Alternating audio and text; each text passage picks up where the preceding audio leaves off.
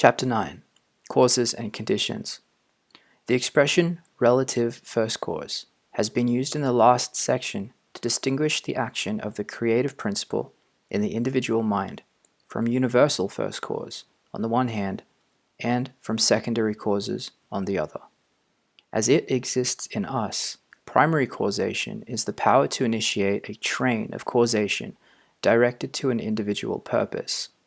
As the power of initiating a fresh sequence of cause and effect, it is first cause, and as referring to an individual purpose, it is relative, and it may therefore be spoken of as relative first cause, or the power of primary causation manifested by the individual. The understanding and use of this power is the whole object of mental science, and it is therefore necessary that the student should clearly see the relation between causes and conditions. A simple illustration will go further for this purpose than any elaborate explanation. If a lighted candle is brought into a room, the room becomes illuminated, and if the candle is taken away, it becomes dark again. Now, the illumination and the darkness are both conditions, the one positive resulting from the presence of the light, and the other negative resulting from its absence. From this simple example, we therefore see that every positive condition has exactly opposite negative condition corresponding to it, and that this correspondence results from their being related to the same cause, the one positively and the other negatively. And hence we may learn to lay down the rule that all positive conditions result from the active presence of a certain cause, and all negative conditions from the absence of such a cause. A condition, whether positive or negative, is never primary cause, and the primary cause of any series can never be negative, for negation is the condition which arises from the absence of active causation. This should thoroughly be understood, as it is the philosophic basis of all those denials which play so important a part in mental science, and which may be summed up in the statement that evil being negative, or privation of good, has no substantive existence in itself. Conditions, however, whether positive or negative, are no sooner called into existence than they become causes in turn, and produce further conditions, and so on ad infinitum, thus giving rise to the whole train of secondary causes. So long as we judge only from the information conveyed to us by the outward senses, we are working on the plane of secondary causation and see nothing but a succession of conditions, forming part of an endless train of antecedent conditions coming out of the past and stretching away into the future. And from this point of view, we are under the rule of an iron destiny from which there seems no possibility of escape. This is because the outward senses are only capable of dealing with the relations which one mode of limitation bears to another, for they are the instruments by which we take cognizance of the relative and the conditioned. Now, the only way to escape is by rising out of the region of secondary causes into that of primary causation, where the originating energy is to be found before it has yet passed into manifestation as a condition. This region is to be found within ourselves. It is the region of pure ideas, and it is for this reason that I have laid stress on the two aspects of spirit as pure thought and manifested form. The thought image or ideal pattern of a thing is the first cause relatively to that thing. It is the substance of that thing untrammeled by any antecedent conditions. If we realize that all visible things must have their origin in spirit, then the whole creation around us is the standing evidence that the starting point of all things is in thought images or ideas, for no other action than the formation of such images can be conceived of spirit prior to its manifestation in matter.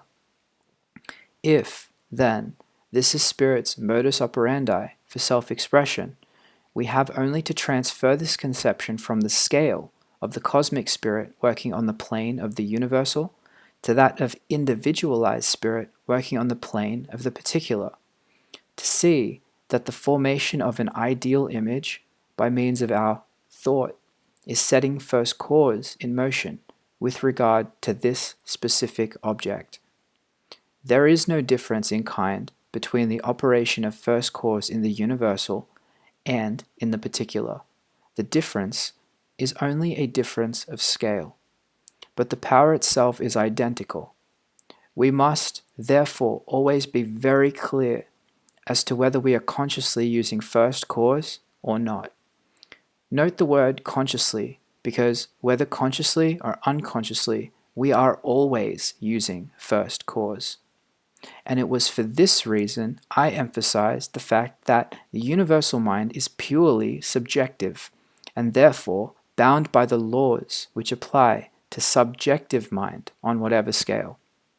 Hence, we are always impressing some sort of ideas upon it, whether we are aware of the fact or not, and all our existing limitations result from our having habitually impressed upon it that idea of limitation, which we have imbibed by restricting all possibility to the region of secondary causes.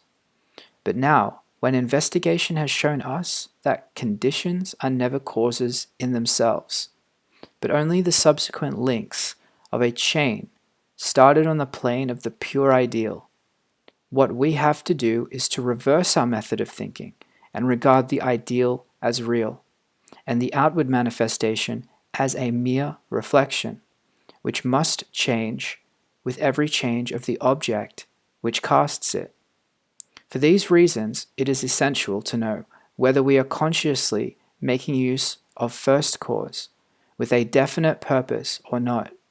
And the criterion is this: if we regard the fulfillment of our purpose as contingent upon any circumstances, in the past, the present, or the future, we are not making use of first cause. We have descended then to the level of secondary causation, which is the region of doubts, fears, and limitations, all of which we are impressing upon the universal subjective mind, with the inevitable result that it will build up corresponding external conditions. But if we realize that the region of secondary causes is the region of mere reflections, we shall not think of our purpose as contingent on any conditions whatever, but shall know that by forming the idea of it in the absolute and maintaining that idea, we have shaped the first cause into the desired form and can await the result with cheerful expectancy. It is here that we find the importance of realizing spirit's independence of time and space. An ideal as such cannot be formed in the future. It must either be formed here and now, or not be formed at all. And it is for this reason that every teacher who has ever spoken with due knowledge of the subject has impressed upon his followers the necessity of picturing to themselves the fulfillment of their desires as already accomplished on the spiritual plane, as the indispensable condition of fulfillment in the visible and concrete. When this is properly understood, any anxious thought as to the means to be employed in the accomplishment of our purposes is seen to be quite unnecessary. If the end is already secured, then it follows that all the steps leading to it are secured also. The means will pass into the smaller circle of our conscious activities, day by day, in due order. And then we have to work upon them, not with fear, doubt, or feverish excitement, but calmly and joyously, because we know that the end is already secured. And our reasonable use of such means as present themselves in the desired direction is only one portion of a much larger coordinated movement, the final result of which admits of no doubt.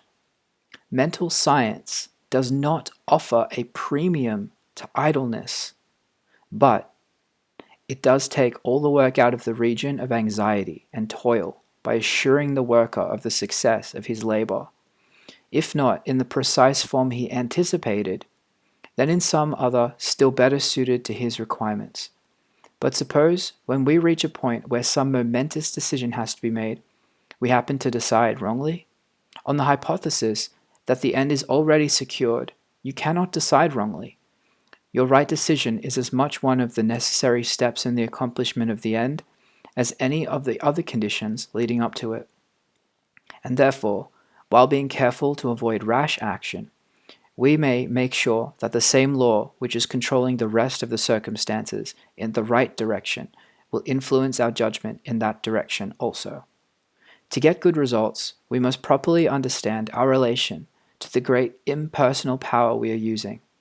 It is intelligent, and we are intelligent, and the two intelligences must cooperate.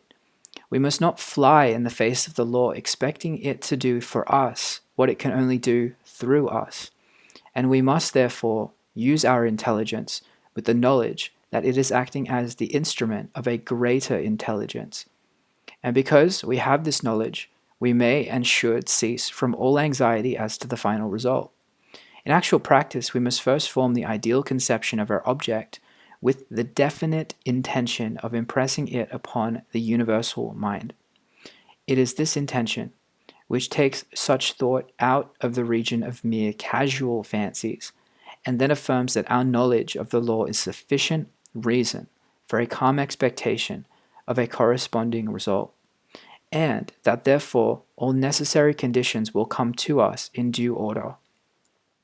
We can then turn to the affairs of our daily life with the calm assurance that the initial conditions are either there already or will soon come into view. If we do not at once see them, let us rest content with the knowledge that the spiritual prototype is already in existence, and wait till some circumstance pointing in the desired direction begins to show itself. It may be a very small circumstance, but it's the direction, not the magnitude, which is to be taken into consideration. As soon as we see it, we should regard it as the first sprouting of the seed we have sown in the absolute, and do calmly and without excitement whatever the circumstances may seem to require. And then later on, we shall see that this doing will in turn lead to further circumstances in the same direction, until we find ourselves conducted, step by step, to the accomplishment of our object.